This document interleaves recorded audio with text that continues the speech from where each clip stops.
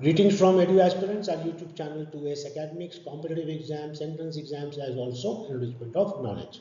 In the series of our videos on India in chapter 24, planning, this is the fourth and final video.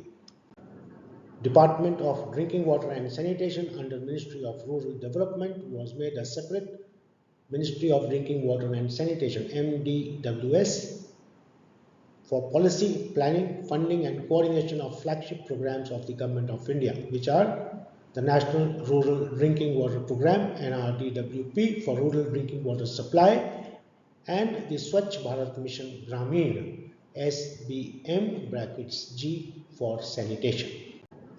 Namami Gange program is an initiative of Ministry of Water Resources MOWR making villages on the bank of river Ganga open defecation free ODF, and interventions dealing with the solid and liquid waste management are being implemented by the ministry MDWS. All 4,470 villages located across 52 districts of Uttarakhand, Uttar Pradesh, Bihar, Jharkhand and West Bengal have since been made ODF by MDWS with active help of state governments.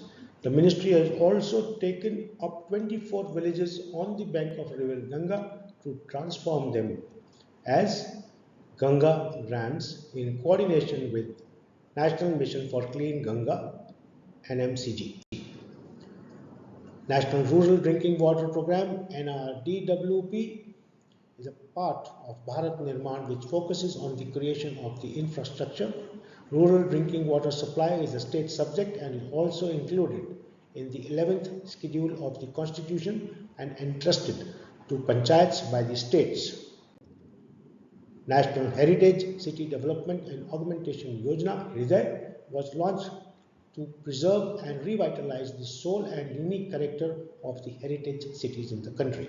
The mission is being operated as a central sector scheme and is initially being implemented in 12 identified cities, which are Ajmer, Amaravati, Amritsar, Badami, Dwarka, Gaya, Kanchipuram, Mathura, Puri, Varanasi, Velankanni and Warangal.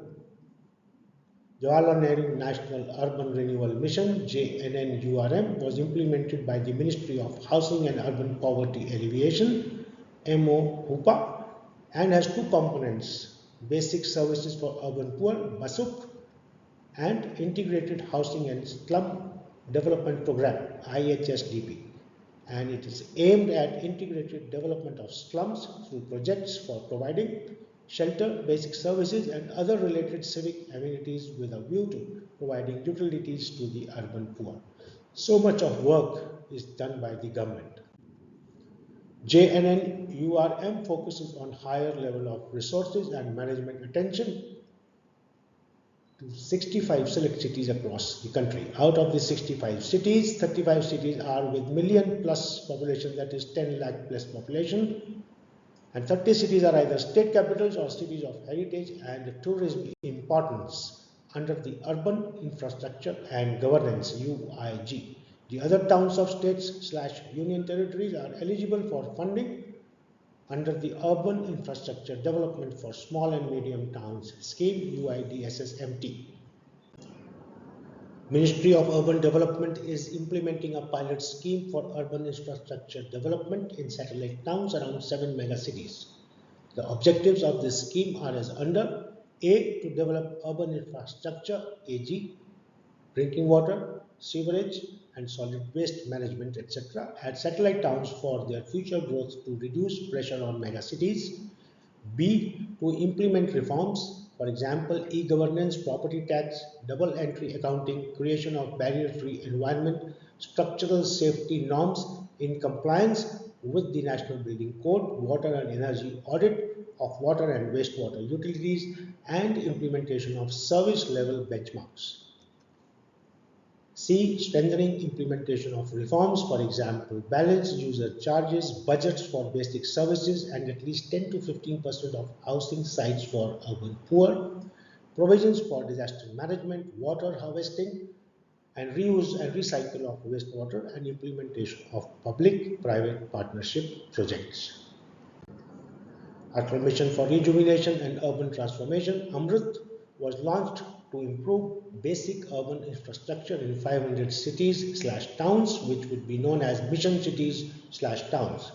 The purpose of Amrut is to A. ensure that every household has access to a tap with assured supply of water and a sewerage connection. B. increase the amenity value of cities by developing greenery and well-maintained open spaces, for example, parks.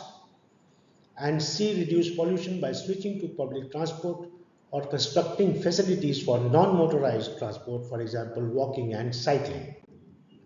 The Smart Cities mission was launched with the idea of developing the urban ecosystem on the principles of complete and integrated planning. The core infrastructure elements in a smart city would include A. adequate water supply, B. assured electricity supply, C. sanitation including solid waste management, D. efficient urban mobility and public transport, E. affordable housing, especially for poor, F. robust IT connectivity and digitalization, G. good governance, especially e-governance and citizen participation, H. sustainable environment, safety and security of citizens, particularly women, children and the elderly, and J. health and education.